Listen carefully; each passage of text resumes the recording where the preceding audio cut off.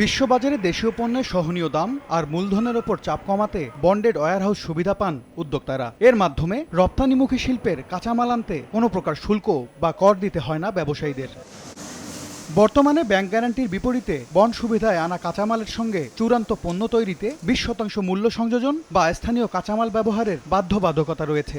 নতুন আমদানি নীতিতে তা 30% করার পরিকল্পনা থাকলেও 2026-27 অর্থবছরের বাজেটে শর্ত পুরোপুরি তুলে দেওয়ার প্রস্তাব করেছেন অর্থমন্ত্রী। এক্ষেত্রে কাঁচামালের বিপরীতে রপ্তানি আয় কেবল বেশি হলেই শর্ত পূরণ বলে বিবেচিত হবে। এর ফলে বাংলাদেশ থেকে মানি লন্ডারিং বেড়ে যাবে, কারণ বিদেশ থেকে কোনো পণ্য আমদানি করে সেই পণ্য আপনি বাজারে বিক্রি করে অন্য পণ্য আপনি বিদেশে এক্সপোর্ট করতে পারবেন। উদ্যোক্তাদের দাবি, মূল্য সংযোজনের ন্যূনতম শর্ত না থাকলে স্থানীয় উৎস থেকে কাঁচামাল সংগ্রহের আগ্রহ কমবে, নিরুৎসাহিত হবে দেশীয় শিল্পে নতুন বিনিয়োগ। বন্ডের অপব্যবহার রোধে শর্ত বহাল চান চূড়ান্ত পণ্য উৎপাদকরাও। আইনের ধারাগুলি স্পষ্ট হওয়া উচিত।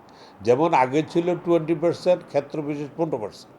এখন যদি উঠিয়ে দেওয়া হয় তাহলে আপনি বলবেন যে আপনি এটা কোথায় নিচ্ছেন, আমি তো নেই। এই বিতর্কের সমাধান হবে না। 30 বছর ধরে আপনার এই কন্ডিশনটা ছিল না। আর প্রশ্ন জাগে, আমরা কি 30 বছর ভুল করেছি? তাহলে 30 বছর আগেই করলাম না কেন? আমার এই ইনভেস্টমেন্টগুলো করার দরকার ছিল না।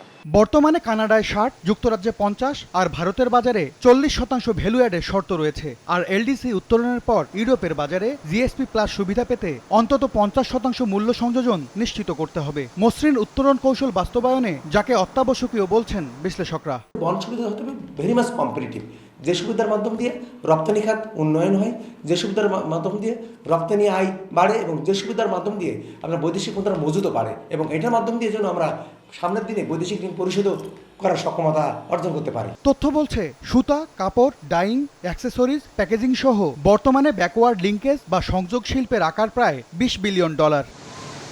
এম এস আরিফিন, সময় সংবাদ, ঢাকা।